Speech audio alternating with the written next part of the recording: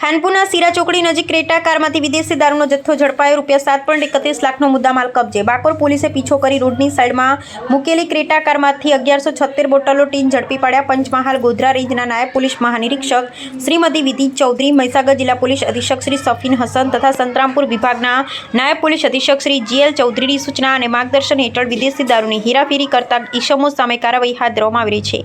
આ અંતર્ગત બાકોર પોલીસ સ્ટેશનના પોલીસ ઇન્સ્પેક્ટર શ્રી JV પટેલની સૂચના મુજબ ખાનપુરથી લીમડિયા તરફ જતા રોડ પર રાત્રિના સમયે પ્રોહિબિશન વોચ રાખવામાં આવી હતી. દરમિયાન સર્વેલન્સ ટીમના આપોકો ભાવેશકુમાર રામાભાઈ અને આપોકો જીગરકુમાર હીરાભાઈને બાતમી મળી હતી. સફેદ રંગની Creta car number GJ17CA0812 Rajasthan તરફથી ભારતીય બનાવટનો વિદેશી દારૂનો જથ્થો ભરી ખાનપુર ચોકડી થઈ લીમડિયા ચોકડી તરફ લઈ જવામાં આવી રહ્યો છે.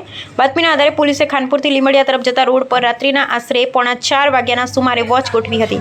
બાતમીવાળી ક્રેટા કાર આવતા પોલીસે તેને રોકવાનો ઇશારો કર્યો હતો, જોકે કાર ચાલકે ગાડી પૂર ઝડપે હંકારી નાસવાનો પ્રયાસ કર્યો હતો.